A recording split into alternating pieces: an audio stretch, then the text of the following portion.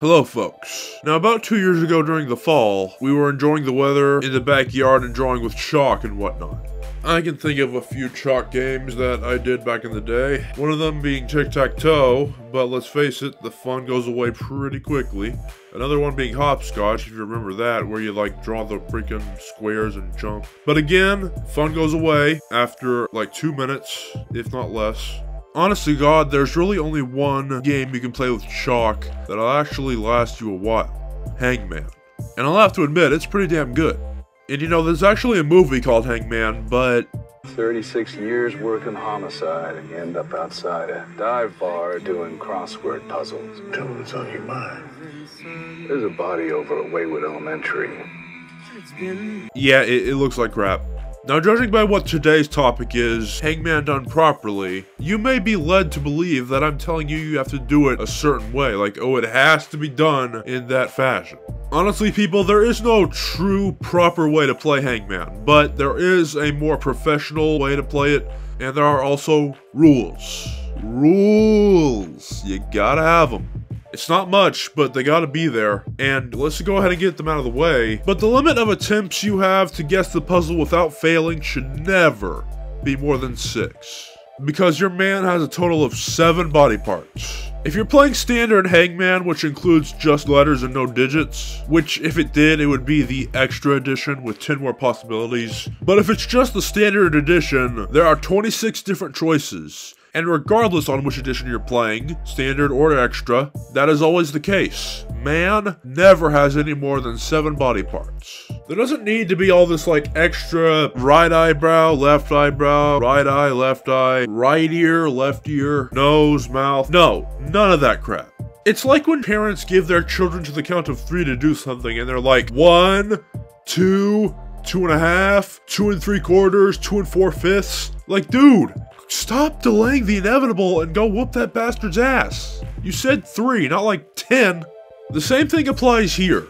Man always has 7 body parts, which are the head, neck, right arm, torso, right leg, left leg. And once all of those parts have been drawn, it's game over. Okay? Just face it, you lost. It happens sometimes. If you want to give your man a face, do it when you draw the head. Okay, so that's kind of the main rule I wanted to get off my chest right there. But for any of you people that want tips for your Hangman setup and or tips for guessing, you have come to the right place. If you are the one trying to guess someone else's puzzle, a good strategy in my opinion is to do the vowels first. A, E, I, O, U. And no, I do not owe you. Shut up. Now, something that never made sense to me was the letter Y. So I've been told it is sometimes a vowel. What do you mean sometimes? Why not always? Or better yet, never. Because the traditional 5 vowels all sound similar enough to where you say an apple or an olive. But an yam, you gotta be crapping me. I guess they say sometimes because Y is the only substitute for words with no traditional vowels. But exactly since when do all words need a vowel? Ever heard of Is a word? I mean, they've used it in novels before, so I don't see why not. At the very least, it's an informal word. But not only that, there's also this instrument called however you say that.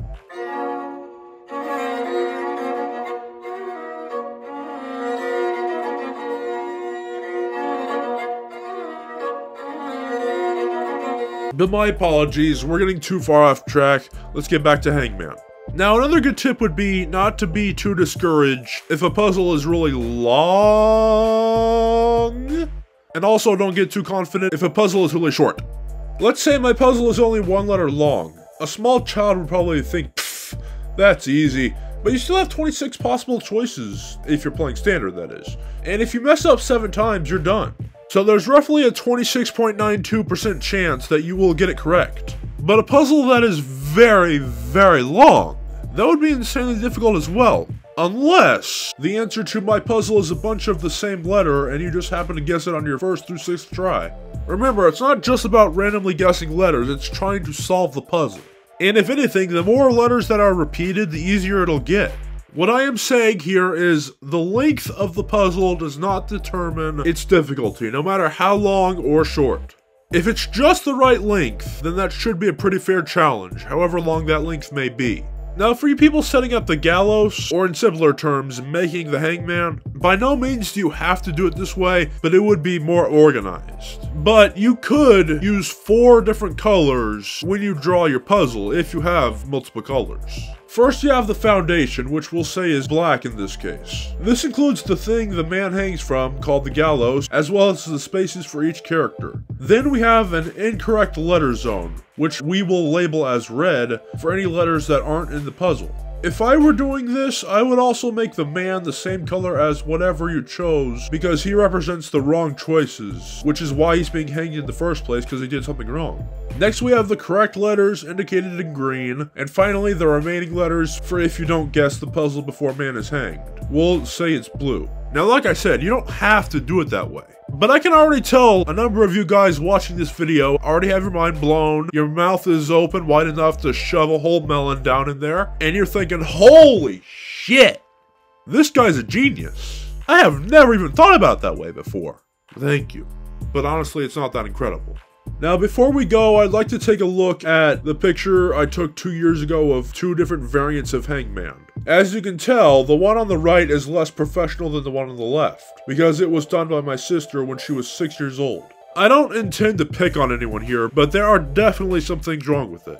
I won't criticize handwriting or head proportions, but I was able to guess her puzzle pretty easily, yet she still used 2 different colors for the answer. That's not correct, no.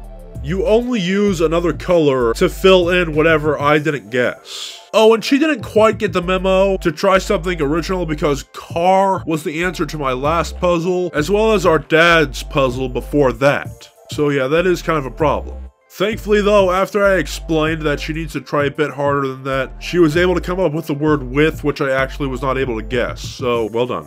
But what irks me the most here is this letter Y situation. She couldn't quite write it correctly until her 3rd try, but that's not what bothers me.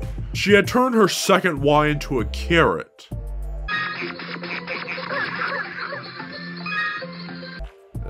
Come again? What? She had turned her second Y, okay, I don't need to be enthusiastic here, but she just turned the Y into a carrot. I'm like, where did that come from, buddy? And she's like, oh, I heard it from school. And guys, a little bit of a heads up here. If a little kid says they hear something from school, 999,999 times out of a million, it's gonna be bullshit. I'm not intending to be mean. And to give credit where it's due, she isn't as bad as she used to be with just believing any random thing that any random person says. She's getting much better, and that's good. It was just so much tedium trying to convince her to stick with what her parents tell her and not just her friends. But you know, we are getting there. I believe, if I remember correctly, she said she heard it from her teacher. Now, in the case of Hangman, it doesn't really matter if it comes from a classmate or a teacher, because there are no carrots in Hangman. What's the point of giving man food if he's about to die? I don't know who this teacher person is, but they probably need to watch this video now that it's on YouTube. Just saying. But I'm gonna end the episode here. You can tell me if this was inspirational to you or not. And I'm gonna go hang out with some friends. So I will see you later. Goodbye. Ah!